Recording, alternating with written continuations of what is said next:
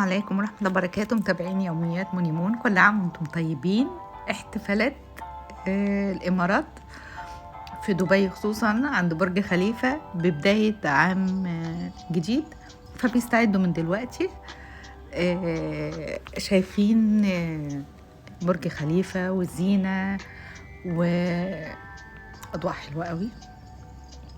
حبيت أفرقه شوية على شكلها مبهج، والناس واقفة سعيدة، واقفة بتصور.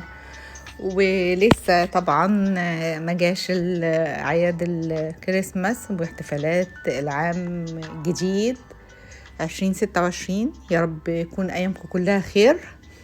طبعا عايزة أقول لكم كمان كل عام وانتم طيبين، بداية شهر رجب. ربنا يبارك لنا في رجب وشعبان ويبلغنا رمضان وانتم جميعا طيبين وبخير، ويحقق لكم كل أمانيكم. يجتهدوا واعملوا كل حاجة حلوة لنفسكم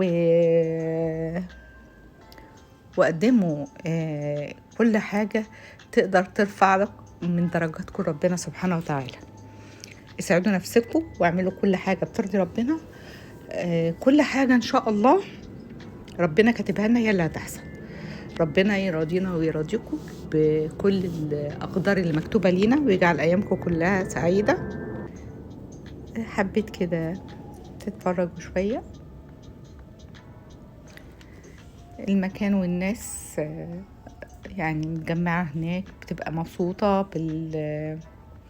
بالإضاءة وإعلانات بتاعت شركة إعمار والكلام ده كله.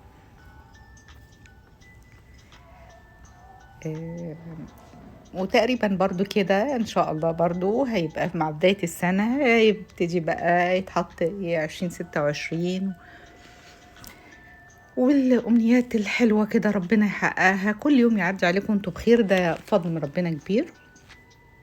نافورة راقصة بقى، كان في أغاني حلوة قوي شغالة، مش يعني بصراحة يعني، بس طبعا الصوت ما كانش نافع ان انا اخلي صوت الاغاني. بتبقى اغاني حلوة قوي والناس واقفة مستمتعة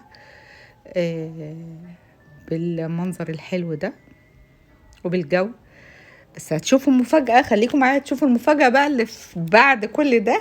شوفوا الجو كان شكله عامل ايه، وهنشوف في الاخر الدنيا بقت ايه. ده الاكواريوم اللي فيه بقى اشكال بقى من الكائنات البحرية، اسماك حاجات تانية كتير.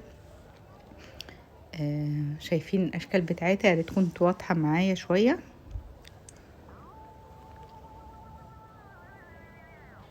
شايفين حلوة قوي المكان، وكل واحد بيجتهد انه يستمتع بوقت الاجازة بتاعته بالويك اند.